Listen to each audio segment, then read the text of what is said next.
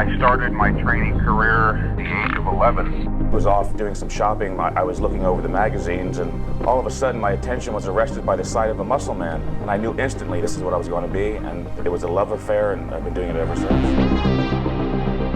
This is a wonderful endeavor in and of itself. There's a lot of self-satisfaction to be derived from recognizing that you were able to discipline yourself and use a certain amount of knowledge to take yourself from point A to point C, take your body from being average or below average to whatever it ultimately might be.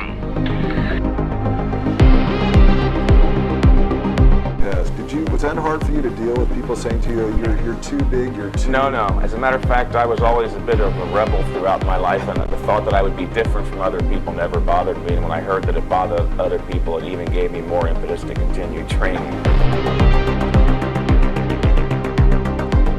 I know that you want big muscles. That's true. It's valid. It's good. Nothing wrong with that. But if you were to look deep down inside of yourself, get honest. What you're really looking for, at bottom, the purpose of all goal achievement is to develop a sense of mastery, efficacy, to achieve a certain type of happiness that can only be had as a result of achieving goals.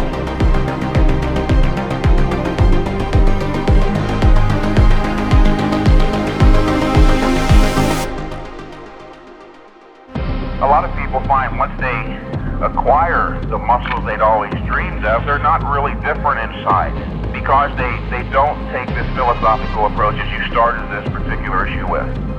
The idea is to gain a sense of mastery, a sense of self-esteem, happiness, which can only be derived from achieving goals. If you think that you're going to end up having those things only as a result of having the muscles, and you don't work on developing other aspects of your life along with it, like your philosophy, then you're just going to end up with a set of muscles and be bereft of the rest. Get that sense of mastery, self-esteem.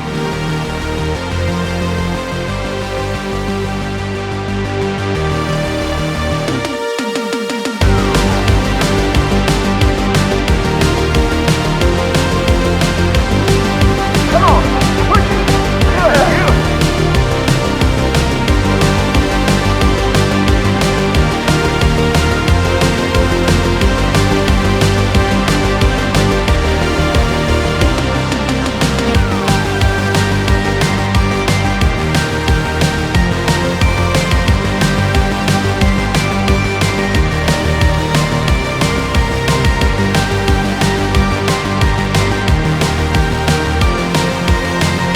Anybody can improve. You can improve your muscular tone and lose fat.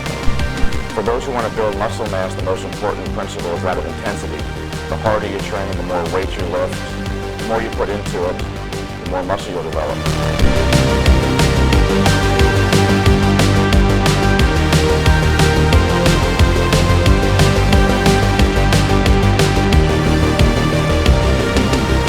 Can only be achieved by starting the whole process. But not only do I want big muscles, but I want self-confidence. I can only get that by enjoying the process, gaining the knowledge, recognizing that I am a more effective person.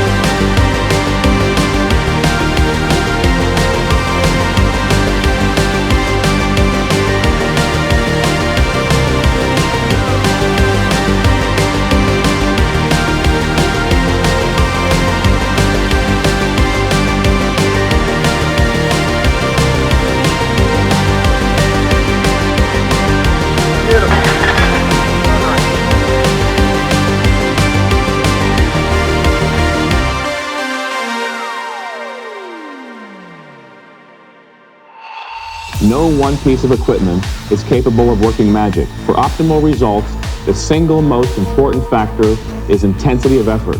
The results you realize will be totally dependent on the energy you put forth. So give it your all and realize your ambition.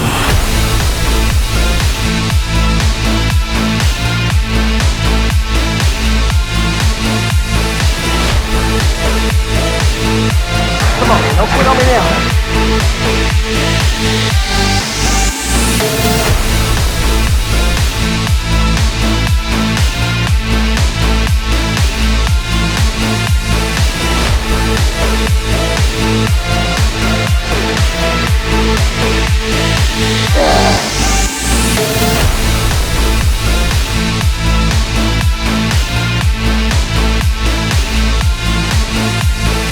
Here we have Mike Mentzer, one of the top contenders for today, undoubtedly in the greatest shape of his life. In 1980, I placed 5th at the Mr. Olympia, a contest that I and almost everyone else who witnessed it was convinced was fixed, and as a result decided to drop out of competitive bodybuilding. I came to see quite clearly that there was corruption involved, that evil was not something you merely read about in newspapers and novels, that is all around us. This brought it all into focus.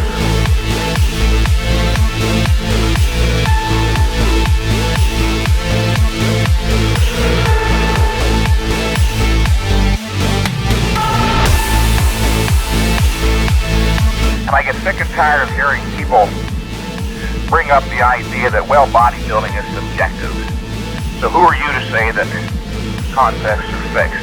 That is not true. Anything that exists in reality can be viewed, judged objectively.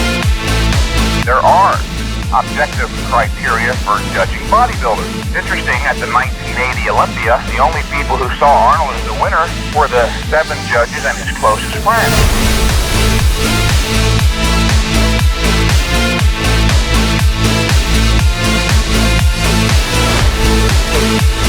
There is no way that Arnold Schwarzenegger deserved to win in 1980, not even close.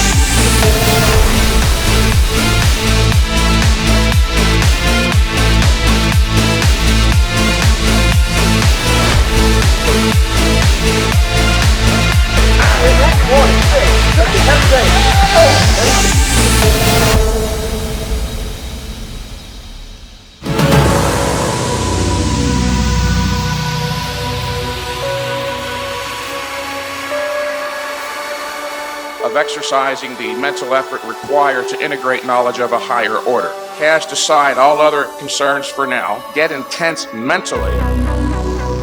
Then you will be able to proceed with the greatest power possible to man. Not muscular power, but the power of certainty.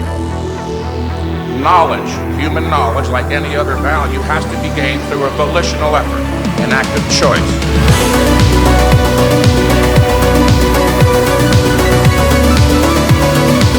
Intense training is purposeful behavior aimed at the goal of increasing muscular size and strength.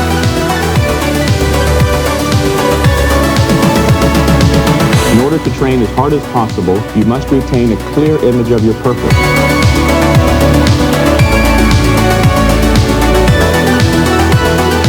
Once your goal is sharply but realistically defined, all that remains is carrying out your plan. The last rep, the hardest one. The only rep requiring 100% intensity of effort. Working to a point of momentary muscular failure, where another rep is impossible despite your greatest effort. Requires literally 100% intensity of effort. Don't worry about your individual potential. Potential is only the expression of a possibility, something that can be assessed accurately only in retrospect. In other words, you'll never know how good you might have become unless you try.